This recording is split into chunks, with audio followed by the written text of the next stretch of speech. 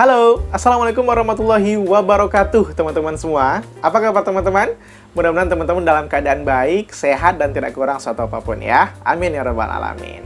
Nah teman-teman, ketemu lagi dengan aku Haris Budiman di sini di Budiman's Channel ya teman-teman ya. Seperti biasa, masih di konten orasi ya teman-teman ya. Masih di konten obrolan singkat kita tentang arsitektur nih teman-teman.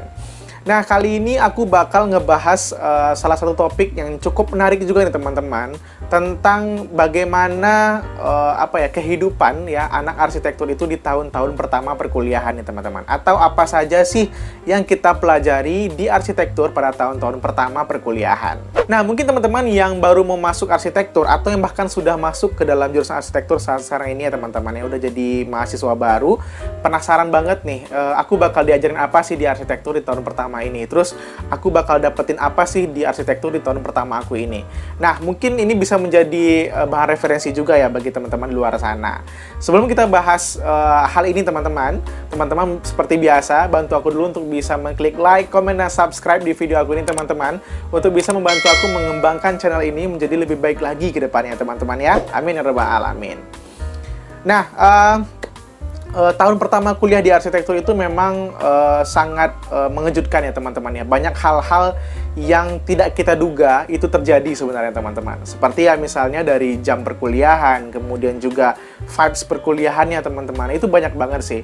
Terus peralatan perkuliahan yang harus kita persiapkan dari nol ya. Karena memang kebanyakan dari anak-anak arsitektur itu atau mahasiswa-mahasiswa arsitektur itu tahun pertama kuliah itu banyak yang terkejut gitu teman-teman. Oh, ternyata dia harus mempersiapkan peralatan seperti itu gitu, peralatan tempur ya istilahnya ya. Seperti tabung gambar, logbook, pensil dengan bermacam ragam model ya, pena juga dengan bermacam ragam model, pewarna, kemudian juga buku gambar, buku sketsa, dan seterusnya. Jadi peralatan-peralatan arsitektur yang harus dipersiapkan itu juga membuat kita menjadi terkejut gitu. Saking banyaknya gitu ya teman-teman ya. Selain itu teman-teman, vibes kuliah di arsitektur di tahun pertama itu juga sangat sangat membuat kita bertanya-tanya, ini bakal dibawa kemana sih gitu. Jujur aku pernah mengalami perasaan seperti itu teman-teman. Nah, bagaimana sih dan apa saja sih yang kita dapatkan di tahun pertama di berkuliah di arsitektur ini teman-teman? Nah, yang pertama teman-teman, di tahun pertama berkuliah di arsitektur itu biasanya kita akan diajarin tentang teori-teori dasar arsitektur. Itu pasti banget teman-teman. Jadi teman-teman yang sekarang berkuliah di arsitektur atau sebagai mahasiswa baru di arsitektur pasti bakal ngerasain nih bagaimana teman-teman akan dicekokin ya dengan dosen-dosennya tentang teori-teori dasar di arsitektur. Jadi pasti banyak banget nih teman-teman yang bakal merasa kok aku harus punya buku ini, aku harus punya buku itu gitu. Jadi banyak banget yang harus kita baca referensi-referensi tentang arsitektur, terutama tentang sejarah-sejarah arsitektur. Nah, ini juga di tahun pertama ya teman-teman, ya dikenalkan ke mahasiswa-mahasiswa. Jadi di tahun pertama ini teori-teori dasar itu akan dikenalkan satu persatu teman-teman, baik dari teori bentuk ya, teori warna, kemudian ada teori tentang ilmu pergerakan tubuh manusia ya, atau yang kita sebut dengan antropometri ya, sampai salah sebut tuh. Nah, jadi semua teori-teori ini teman-teman akan diajarkan di semester 1 sebagai pengantar dulu. Nah, tujuannya adalah biar nanti teman-teman di studio dasar ya nantinya itu sudah mengenal dan bisa mempraktekkan secara langsung nantinya teori-teori ini gitu di konsep teman-teman.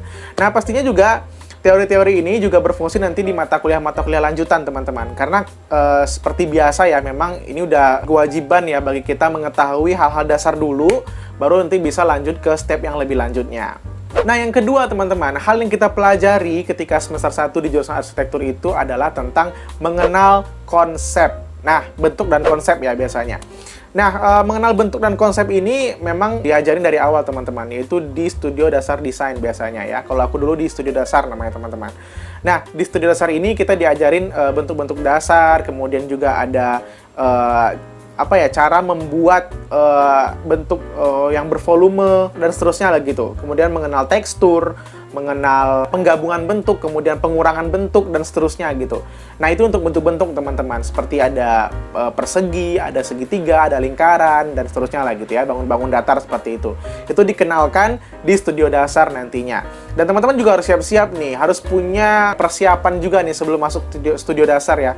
Karena ketika teman-teman diajarkan nanti tentang bentuk-bentuk dasar, biasanya teman-teman akan disuruh dulu nih untuk bisa membuat nih bentuk-bentuk dasar itu di buku sketsa teman-teman, atau membuat kreasi dari bentuk-bentuk dasar itu seperti apa nantinya gitu. Nah, selain itu ada juga membahas tentang warna teman-teman. Di sini di studio dasar juga atau di studio estetika juga, teman-teman juga bakal nanti mengenal tentang nirmana, kemudian gradasi dan seterusnya. Jadi pewarnaan juga diajarkan di arsitektur teman-teman, apalagi di tingkat 1 ya, di awal-awal perkuliahan. Kebanyakan mahasiswa arsitektur itu yang belum terbiasa dengan pewarna atau dengan cat warna, itu bakal dilatih tangannya di situ teman-teman. Jadi memang semester 1 ini bagaimana ceritanya kita bisa mensinkronkan kepala kita dengan tangan kita teman-teman, karena ini banyak banget kasus-kasus yang terjadi. Dia pengen sesuatu hal yang bagus, tapi tangannya tidak bisa merealisasikannya teman-teman. Jadi kelihatannya itu bakal acak-acakan gitu. Memang awalnya seperti itu ya teman-teman ya. Aku juga seperti itu dulu. Tapi seiring berjalannya waktu nanti bakal berproses dan bisa menjadi lebih baik lagi teman-teman. Nah, pelajaran yang ketiga atau hal yang kita dapatkan yang ketiga di tahun pertama kita di arsitektur itu biasanya adalah tentang pelajaran sipil atau konstruksinya teman-teman. Nah, mungkin aku udah pernah bahas juga di video aku yang mungkin teman-teman udah pernah nonton juga tentang mata kuliah hitung-hitungan di arsitektur.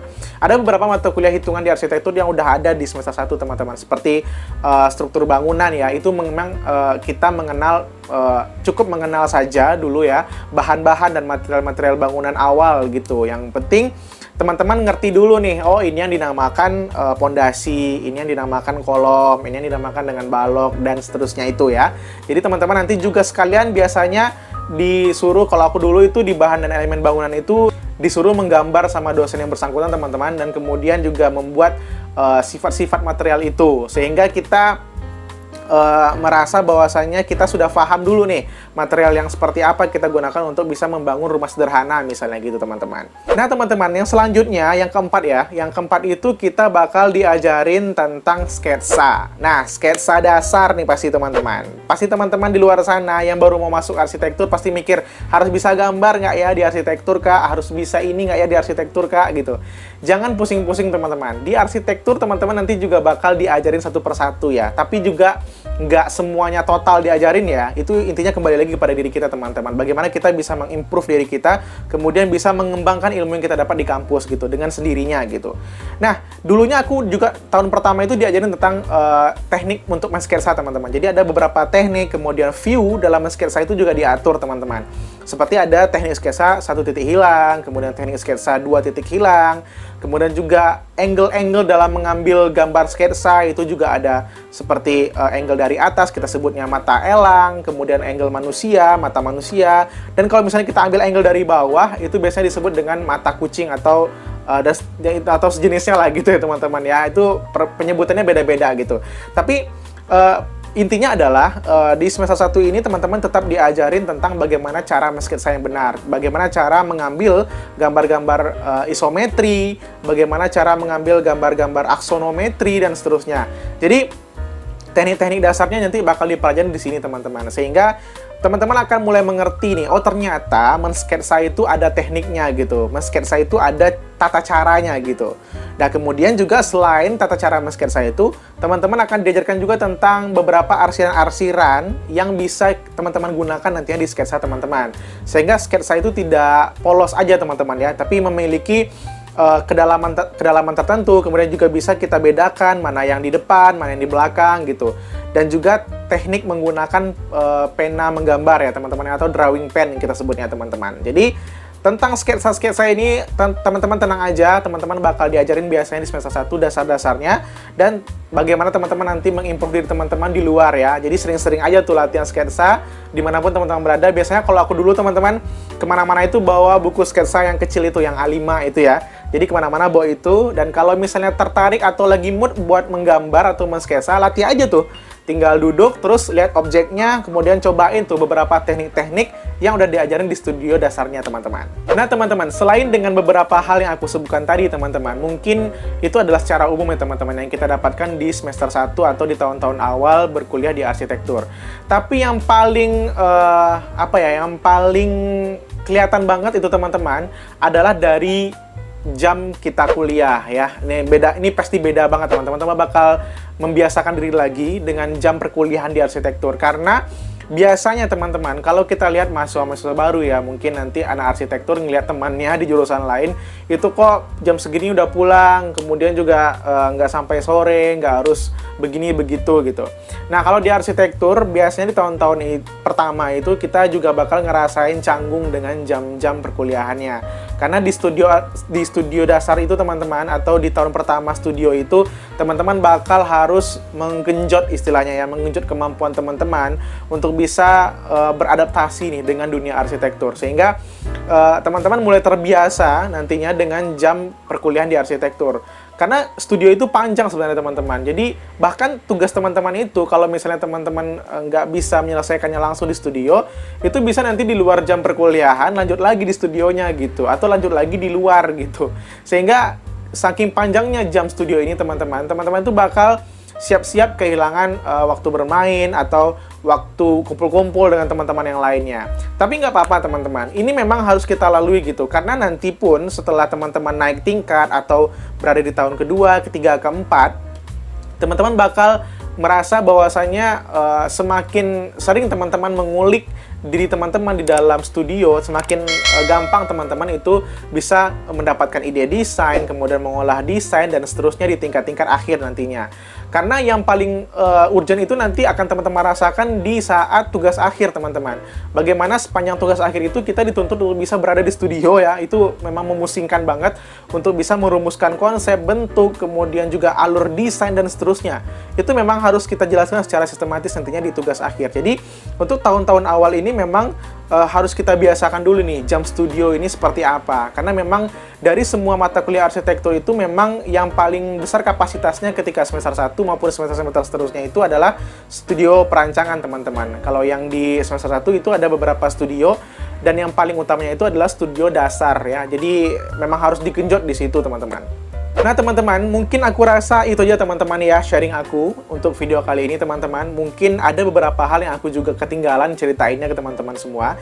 Tapi paling tidak untuk gambaran yang secara umum, teman-teman sudah bisa membayangkan bahwasanya begitulah kondisi kita di tahun-tahun awal sebagai mahasiswa arsitektur. Jadi bagi teman-teman yang lagi mempersiapkan diri nih untuk bisa masuk di jurusan arsitektur, atau bagi teman-teman yang udah menjadi mahasiswa baru di jurusan arsitektur, harus benar-benar mempersiapkan fisik, kemudian juga mempersiapkan pikiran, tenaganya ya, terutama untuk bisa benar-benar effort sekali di semester 1 ini. Karena dengan lulus dari semester 1, teman-teman akan enjoy melaksanakan semester 2 dan seterusnya nanti, teman-teman. Karena sudah biasa mengalami beberapa shock terapi ya istilahnya ya, atau budaya-budaya baru di jurusan arsitektur. Oke, teman-teman, aku ucapkan terima kasih buat teman-teman yang udah nonton sampai akhir di video ini. Dan sebelum aku tutup videonya, jangan lupa teman-teman bantu aku untuk bisa mengklik like, komen, dan subscribe di video aku ini, teman-teman. Dan bantu untuk bisa men-share video aku ini ke sosial media teman-teman semuanya, agar informasi ini bisa disebarluaskan ya, teman-teman ya. Oke, teman-teman, thank you so much for watching, teman-teman. Keep positive, smart, and creative. Assalamualaikum warahmatullahi wabarakatuh. Dah.